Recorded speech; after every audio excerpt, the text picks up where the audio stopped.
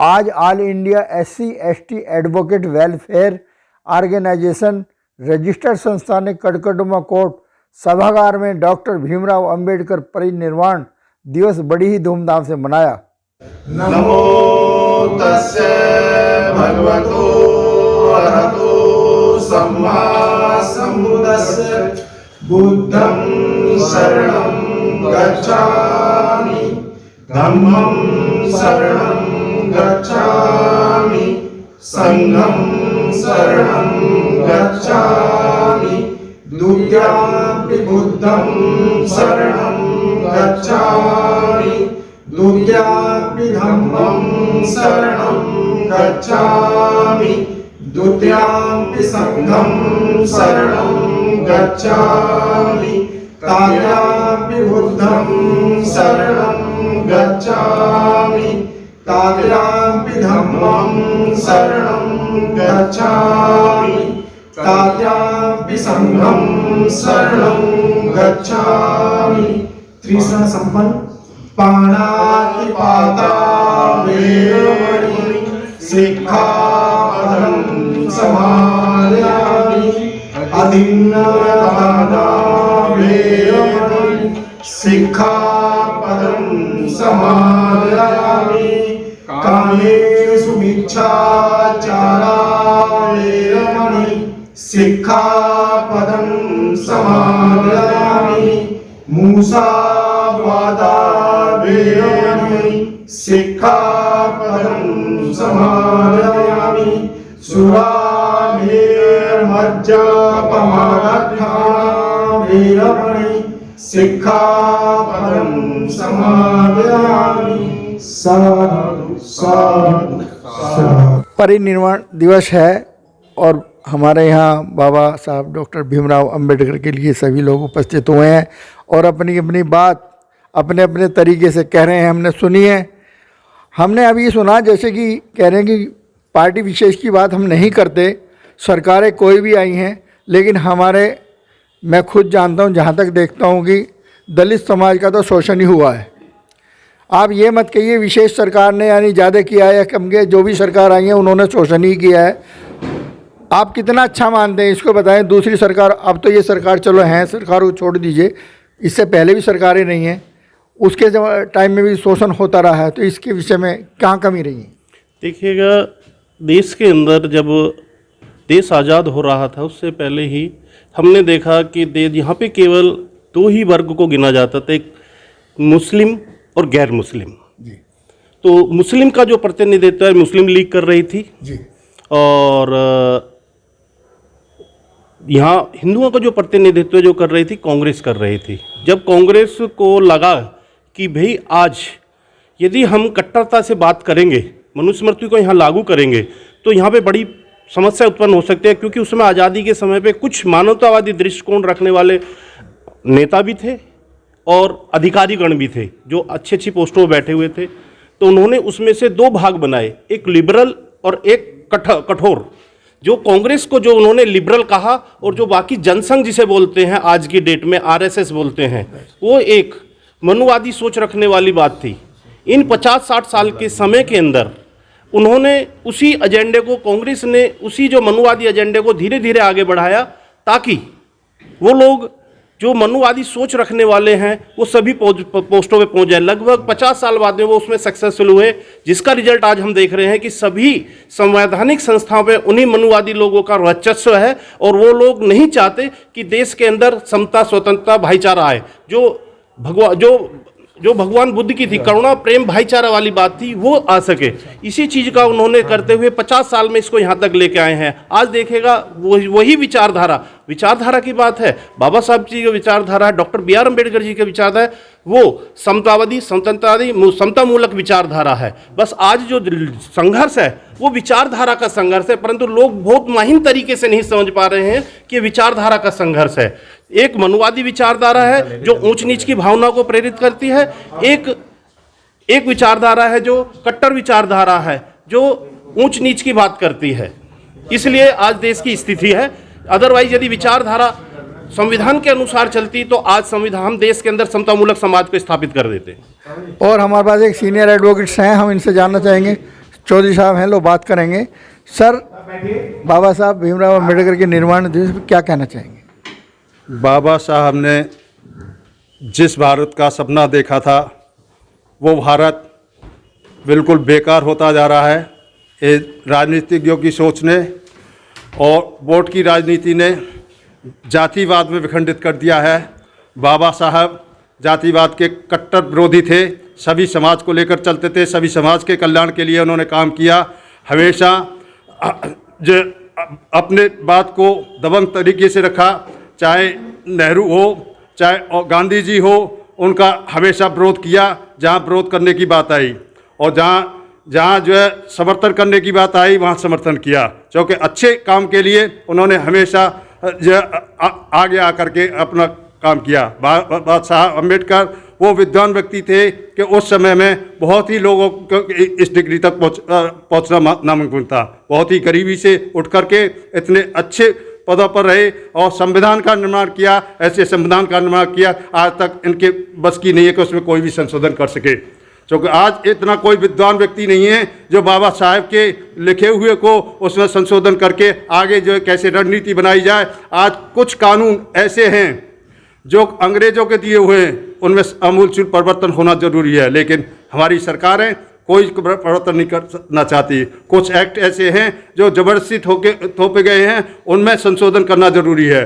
जो बाबा साहब ने भारत का सपना देखा था कि यह भारत का विकास लघु उद्योगों से होगा, तो लघु उद्योगों को बढ़ावा न दे करके जो भी सरकार, चाहे कांग्रेस हो चाहे बीजेपी हो, उद्योगपतियों को फायदा पहुंचा रही है और गरीब आदमी को जो बिल्कुल मिटाना चाहती है। किसानों के बारे में जब जो सहकारिता लाने की बात थी तो बाबा साहब ने कट्टर विरोध किया, और उसमें चौधरी चरण सिंह साहब ने भी इसका विरोध किया सहकारिता का। वही आज कॉन्ट्रैक्ट बेस पर खेती करने जा रहे हैं, जिससे गरीब मजदूर जो किसान है और जो छोटा जो मजदूर हैं सभी जाति के हैं, वहाँ पर जो उनका जो अहित हो। इसीलिए जो आज बहुत बड़े पैमाने पर आंदोलन हो रहा है, जिसमें सभी बरादरी का, सभी उसका भारत के लिए निर्माण के लिए एक होकर के बिगुल बजाया जा रहा है। चलो, ये हमारे साथ थे चौधरी साहब जिन्होंने बहुत ही अच्छी बात की हैं, और बाबा साहब ने जो भी काम किए थे आप सब उससे परिचित हैं। तो मैं आप सभी लोगों से मेरा एक विनती है, जो भी लोग कुछ भी बोलना चाहेंगे बाबा साहब पे, उन्होंने क्या क्या था, आधुनिक युग में बाबा साहब का क्या योगदान है, उन्होंने क्या क्या काम करे थे, वो आप आके बोल सकते हैं 1 बाय 1 करके 2-2 मिनट का समय। आप, मैं किसी का नाम ले जाऊँ तो उसमें ये होता है कि आपने हमें नहीं बुलाया, तो इसलिए एक एक करके आता रहे, कोई भी अपनी इच्छा पर निर्भर करता है। जहाँ तक आपका प्रश्न है कि भाई किसानों का जो ये धरना प्रदर्शन चल रहा है, कि देखिए इस देश के अंदर जो सरकार चल रही है, इस सरकार ने हमेशा पूंजीपतियों के हित में पॉलिसी बनाई है, और जो आज किसान अपना धरना प्रदर्शन कर रहे हैं वो भी उस पूंजीपति पॉलिसी के तहत ही उनका शोषण हो रहा है। इस वजह से वो अपने धरने प्रदर्शन पर बैठे हुए हैं। एक तरफ तो कहती है सरकार के भाई बीच में से बिचौलियों को हटाना है। जब बिचौलियों को हटाना है तो पूंजीपतियों को क्यों लाना है भाई? पूंजीपतियों को मत लाइए। अभी आपने देखा होगा कि आलू जो है 50 रुपए किलो तक बिक गया, मगर अब किसान के घर में से आलू आना शुरू हो गया। किसान के खेत में आलू जैसे ही आया तो वो 20 रुपए किलो, मैं कल मार्केट में घूम रहा था तो आलू 20 रुपए किलो। जो सामान जिस समय पे किसान के घर में होता है तो उसका मूल्य एकदम से नीचे गिर जाता है, और जैसे ही वो उनके जमाखोरों के कब्जे में पहुंच जाता है तो उसकी कीमतें आसमान छूना शुरू कर देती हैं। अब बीच में से बिचौलियों को हटा देंगे तो सीधा आप बिचौलियों को हटा करके जमाखोरों के पास में क्यों ले जाना चाहते हैं? उन्हें सीधा उपभोक्ता के साथ में उनका संबंध स्थापित करवाओ। किसान के लिए कोई ऐसी पॉलिसी लेकर के किसी का वर्डिक्शन आया कि भाई वो 10% जो रिजर्वेशन दिया जाएगा वो कहाँ से दिया जाएगा? क्या आप इस रिजर्वेशन की परिधि को आगे ले जाओगे? उसकी लिमिटेशन बढ़ाओगे?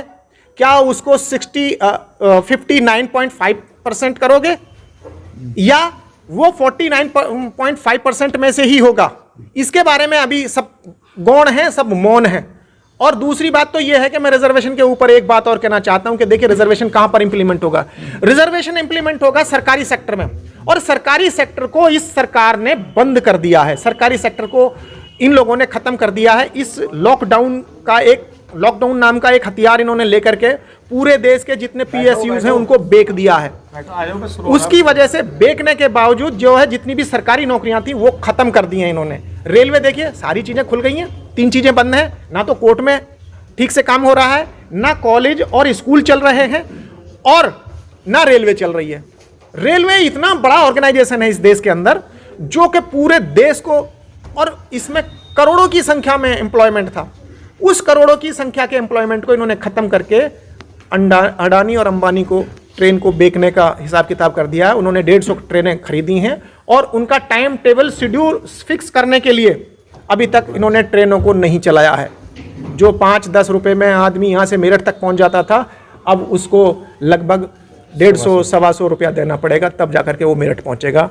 60 किलोमीटर की जगह को तय करने के लिए उसे 250 रुपये देने पड़ेंगे। तो मैं और जानना चाहता हूँ, और हमारे साथ में और सीनियर एडवोकेट्स हैं, हम जानना चाहते हैं। परवीन अशोक जी, परवीन अशोक जी से हम जानना चाहेंगे, नहीं सीनियर एडवोकेट हैं, क्या नाम है सर? प्रवीण अशोक। परवीन जी, आपकी प्रैक्टिस कब से है? मेरी प्रैक्टिस 2005 से। तो यहीं करते हैं कि आल कोर्टों में जाते हैं? मैं हाई कोर्ट में करता हूँ। अच्छा, मैं जानना चाहता हूं, जैसे कि आज ये मुद्दे चल रहे हैं, सरकार कहती है सब प्राइवेटेशन कर रही है, सारा ही प्राइवेट कर दिया गया है और सारी चीज़, मार्केट खुल गई है, मेट्रो खुल गई है, सारे बाज़ार खुल रहे हैं, सारी चीज़ मतलब ओपन है। क्या कारण है कि रेलवे नहीं खोली गई? समझते हैं, क्या समझते हैं? नहीं, रेलवे का जो कारण जो कलकल जी ने बताया कि उसको प्राइवेटाइजेशन के लिए बहुत ज़ोर लगाया जा रहा है और कोशिश करी जा रही है कि बाकी सेक्टर्स की तरफ रेलवे को भी प्राइवेट किया जाए, और ये साजिश के तहत है। और ये एक बड़े मुद्दे की तरह देखना चाहिए इसे।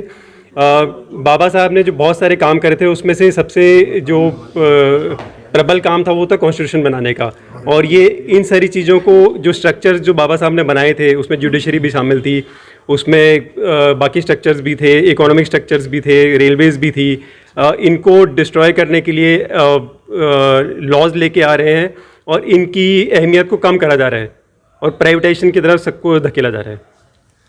अच्छा, मैं और हमारे साथ सीनियर एडवोकेट हैं, उनसे जानना चाहेंगे।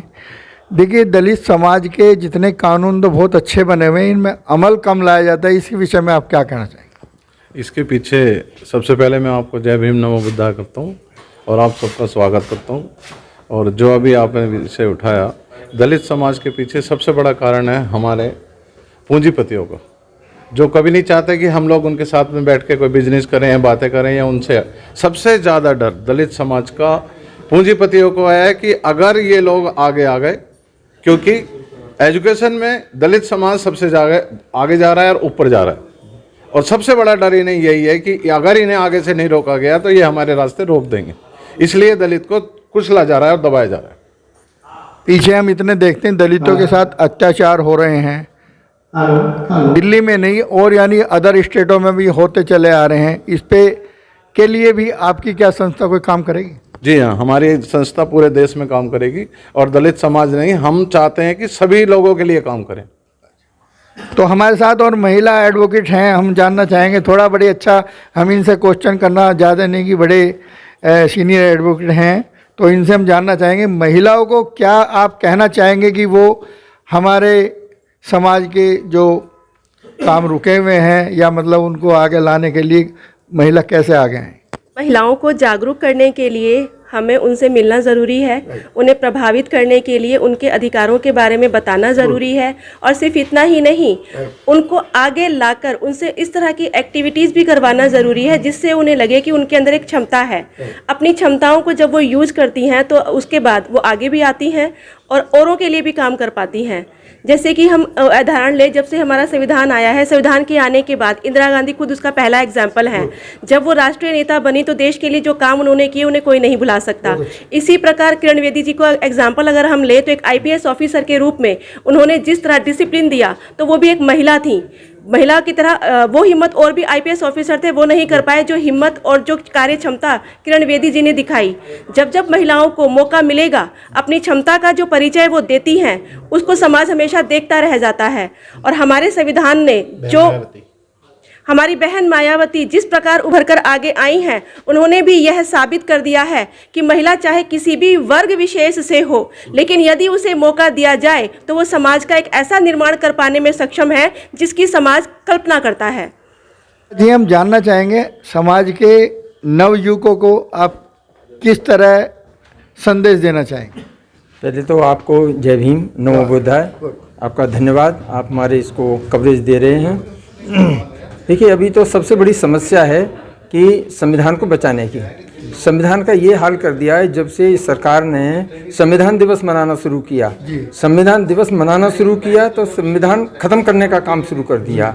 और जो संविधान ने हमें अधिकार दिए थे, कोई भी अधिकार नहीं मिल रहा है। कानून बहुत बने हुए हैं, SC/ST एक्ट भी बना हुआ है, लेकिन हर एक का जो बाबा साहब ने संभावना व्यक्त की थी कि संविधान कितना ही अच्छा हो और उसको लागू करने वाले की नीयत ठीक नहीं होगी तो वो संविधान भी अंततः खराब ही साबित होगा। तो आज जो हमारे बैठे हुए लोग, वो संविधान को एक तरह से संविधान तो है लेकिन लागू हो रही है मनुस्मृति। तो जो प्राइवेटाइजेशन कर करके जो हमारे अधिकार थे एक एक करके सब खत्म किए जा रहे हैं। और मुझे तो ये लग रहा है सरकार ये चाहती है कि कुछ लोगों के हाथ में पूरी पूंजी आ जाए, कुछ लोगों के हाथ में सारी ज़मीन आ जाए, और हम लोग जितने भी जो सरकारी आज नौकरी देखते थे, हमारे बच्चे जो आज नवयुवक हैं वो उनके एक बंधुआ मजदूर हो जाएं। जैसे वो कहेंगे वैसे। अभी 8 घंटे का बाबा साहब ने टाइम किया था, अब वो 12-12 घंटे काम लेंगे। और अभी प्राइवेट में ऐसे ही हो रहा है, 12-12, 14-14 घंटे काम लेते हैं और कोई मुंह नहीं खोल पाता क्योंकि उनकी नौकरी जाने का खतरा है। तो सबसे बड़ी समस्या है कि हमें संविधान को बचाया जाए, संविधान को बचाने के बाद फिर उसको लागू कराया जाए। तो मैं यही कहना चाहूँगा कि हमारे युवाओं को इसके लिए आगे आना जरूरी है, महिलाओं को भी आगे आना बहुत ज़रूरी है।